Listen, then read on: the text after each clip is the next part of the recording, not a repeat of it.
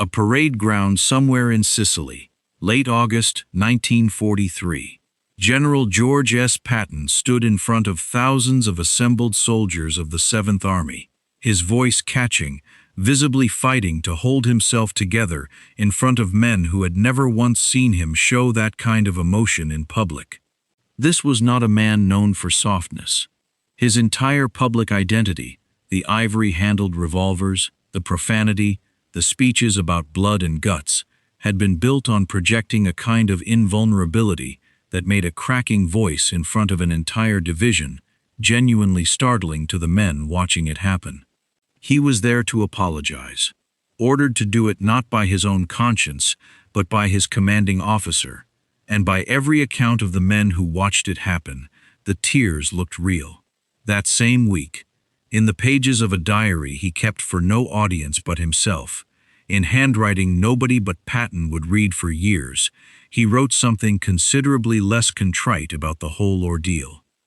Two versions of the same man, days apart, telling two very different truths about what he actually felt. Only one of them was written for other people to see. If you want the real, documented history of Patton, including the moments that raise hard questions about his sincerity, this channel exists to tell it straight. Stick with this one, because the gap between what he said in public and what he wrote in private is the real story here. You likely already know the incidents themselves if you've watched this channel before. In August of 1943, during the Sicily campaign, Patton slapped two hospitalized soldiers, Charles Cool and Paul Bennett, both of whom had been evacuated for what the Army was calling combat exhaustion, and called them cowards to their faces in front of medical staff and other patients. Cool, it later turned out, was also running a high fever from malaria, on top of whatever the exhaustion diagnosis covered. Bennett had been pulled off the line after days of sustained shelling. Neither man had done anything resembling desertion or cowardice by any definition the Army's own doctors were using at the time, and Patton struck both of them anyway, hard enough and publicly enough that there was never any real dispute about what had happened, only about what it meant and what should happen to him because of it. What this episode is about isn't the slaps themselves. It's what happened after Eisenhower found out, and the specific, uncomfortable distance between the apology Patton performed and the apology he actually meant. Eisenhower's response, once the reports reached him, was about as direct as a written reprimand gets. He told Patton there could be no excuse for the abuse of the sick, or an exhibition of uncontrolled temper in front of subordinates, and that conduct like it would not be tolerated in his theater, no matter who the offender was, closing with an order that Patton personally make amends to the men involved by whatever means were within his power. The letter was not written by a man looking for a way to protect Patton. It was written by a Supreme Allied commander managing a fragile coalition in the middle of an active campaign, who understood that a story about an American general assaulting his own wounded soldiers could do real damage to the alliance's standing if it broke publicly in the wrong way, and who needed the record to show he'd taken it seriously, regardless of what he personally decided to do about Patton's career. 3 days later, the order expanded well beyond what Patton likely expected. He wasn't just told to apologize to Cool and Bennett individually. He was ordered to apologize to every division in the 7th Army, in person, standing in front of the men themselves, a public reckoning on a scale that had nothing in common with a quiet handshake behind closed doors. He did it. On the 21st of August, he shook hands with Bennett and delivered a personal apology, and the following day, he did the same with Cool, at his own command post. Brief, formal, one man to another. Then came the larger task, touring division after division across the theater over the following days, standing in front of formations that in some cases numbered in the thousands, delivering an apology for conduct every soldier in the ranks had almost certainly already heard about through the fastest information network any army has ever had. The rumor mill that moves through an encamped force faster than any official announcement ever could. Accounts from men who were there describe Patton's apologies as charged with real emotion, delivered in the same earthy, profane language that defined every other speech he ever gave. A general who did not know how to soften his own voice, even when the occasion called for humility rather than fire. What they don't describe is a uniform reaction, and the differences between units say something about how loyalty in an army actually works, separate from whatever the facts of a case might be. In front of some units, the general response was closer to quiet indifference, men standing at attention, absorbing an apology from a commander they respected but weren't especially moved by. The kind of silence that could mean anything from genuine forgiveness to simple discipline to a private judgment none of them were about to voice out loud to a 3-star general. In front of the 2nd Armored Division, a unit Patton had commanded earlier in the war and had genuine history with, there was open disbelief that the incidents had even happened as described, and he was received not with cold formality, but with something close to enthusiasm, cheers from men who'd already decided whose side they were on before he opened his mouth. Loyalty built over shared campaigns that had nothing to do with whether the accusations against him were true. That split matters, because it means the apology tour was never really testing whether Patton had done wrong. It was testing how much goodwill he'd already banked with each specific group of men. And the results came back exactly as uneven as you'd expect from a man whose reputation depended entirely on which unit you'd served in under him. That same week, alone with a diary that nobody else was going to read until long after the war was over, Patton wrote down what he actually thought about the whole exercise. He called it, in his own words, a commentary on justice, that an army commander should have to soft-soap a man he considered a skulker in order to placate people above him he clearly didn't respect very much for demanding it. Read carefully. That sentence isn't an apology at all. It's a complaint, and a fairly bitter one, aimed less at Cool and Bennett than at the officers above him who had made him grovel on their behalf. The word he used for Bennett wasn't patient, or misunderstood, or even difficult. It was skulker, the exact same judgment that got him into this mess in the first place, written down in private days after he'd stood in front of thousands of men and appeared to take it back.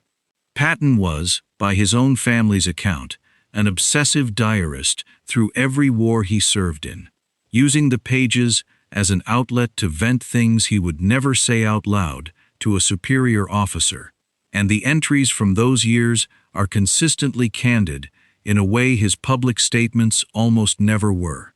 This one is no exception. If you want to know what Patton actually believed about the men he'd struck, the diary is a far more reliable witness than the parade ground. Here's the thing worth being direct about, because it's tempting to read this as a simple story about a proud man forced into an uncomfortable public moment, and leave it there. That framing lets Patton off easier than the actual documents do. A man forced to publicly apologize for something he still privately believed was justified isn't experiencing an unfair humiliation.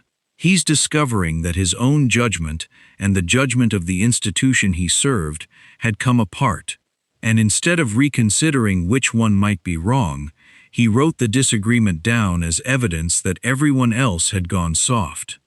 The tears in front of the assembled divisions were very likely real.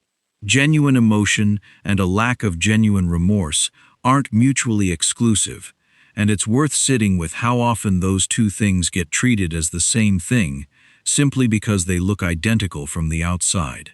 A man can be humiliated, frightened for his career, and moved by the sheer size and weight of the moment he's standing in, all without actually believing he did anything wrong to the men in front of him.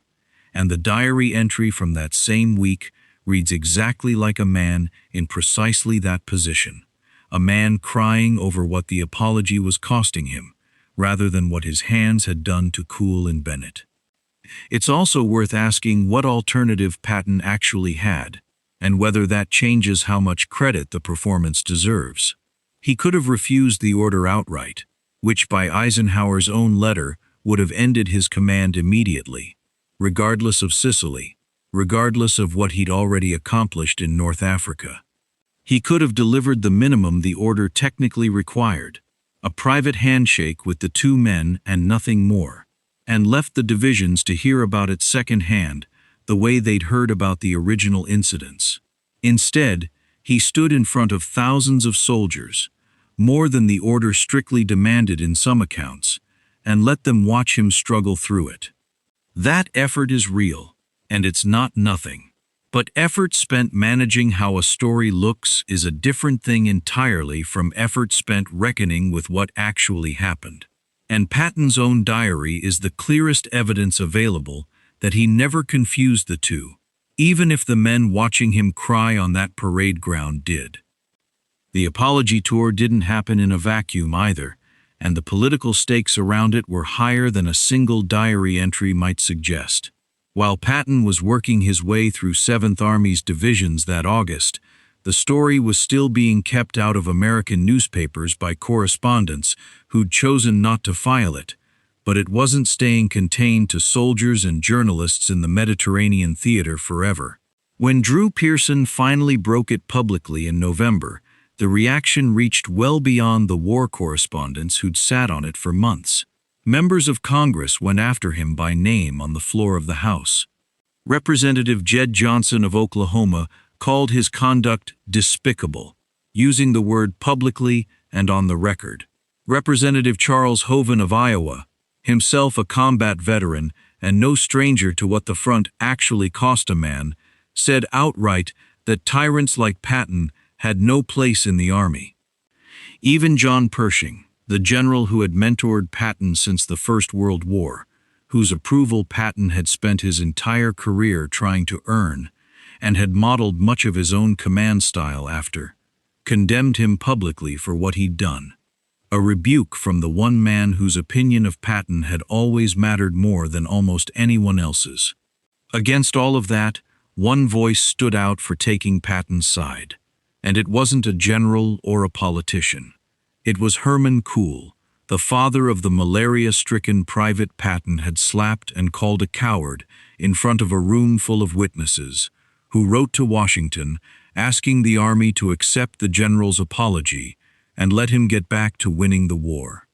The son Patton had humiliated in a hospital tent had a father defending the man who did it, while Patton's own mentor was calling for his head. None of this stayed contained to that August. The apology tour bought Patton roughly 3 months of quiet before Pearson's broadcast, and even after the story became national news, Eisenhower chose to sideline him rather than relieve him outright. A decision this channel has covered in more detail elsewhere, but it's worth noting here specifically how much that later leniency was built on the foundation this apology tour laid. Eisenhower could point to the record and say the general had already been reprimanded, had already made amends in front of his own men, had already paid some visible price for what he'd done. Whether that price reflected genuine change or simply the appearance of it mattered far less to the institution than the fact that the paperwork existed at all. The diary entry never made it into that paperwork, only the handshake did. So here's where this one actually lands, and it's worth remembering that none of the men who watched Patton apologize that August had access to what we have access to now. They saw the tears. They didn't see the diary. History gets to weigh both. They didn't. The apology tour worked, in the narrowest sense that Eisenhower needed it to work. It let him tell Congress and the press that Patton had made amends. It gave the division commanders something concrete to report up the chain, and it bought enough goodwill from men like the 2nd Armored that the story, once it finally broke, didn't finish him the way Drew Pearson predicted it would. But the diary entry from that same week is hard to read as anything other than what it plainly says. Patton did not believe he had wronged Cool and Bennett. He believed he had been forced into a humiliating performance by superiors too timid to back him, and he said so, in writing, days after crying in front of thousands of his own men.